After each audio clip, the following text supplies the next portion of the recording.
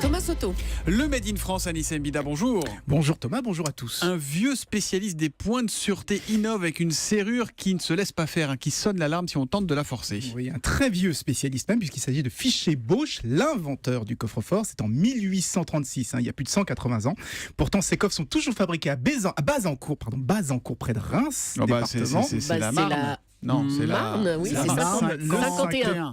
Exactement, la Marne. Alors aujourd'hui, ils ne font plus uniquement des mécanismes de précision et du blindage, et ils font aussi de l'électronique, comme avec cette serrure qui intègre une alarme qui se met à hurler dès qu'on essaye de la percer ou dès qu'on la cogne.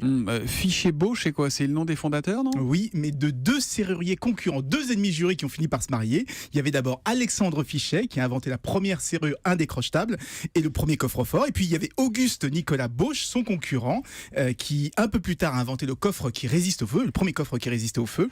D'ailleurs, c'était le roi du marketing puisqu'il faisait des démonstrations publiques où il mettait l'équivalent de 15 000 € dans un coffre qu'il mettait ensuite au bûcher. C'était un peu le téléachat, mais en 1865. 195 francs. Et ça marchait ou pas? Ça marchait extrêmement bien. Ils ont eu un énorme succès grâce à ça. Et un siècle plus tard, en 1965, ils ont fini par fusionner et ensemble, ils ont équipé les plus grandes banques du monde, notamment l'énorme coffre. Vous savez, la porte circulaire énorme, de la Société Générale, celle qu'on voit dans tous les films, 18 tonnes, 40 cm d'épaisseur. Malgré l'électronique moderne, elle est toujours en service aujourd'hui, cette fameuse porte. Voilà, c'est donc Fichet Bosch, l'inventeur du coffre-fort et qui continue à innover.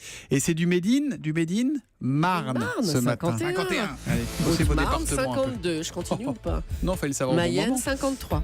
Allez, Meurthe-et-Moselle, 54.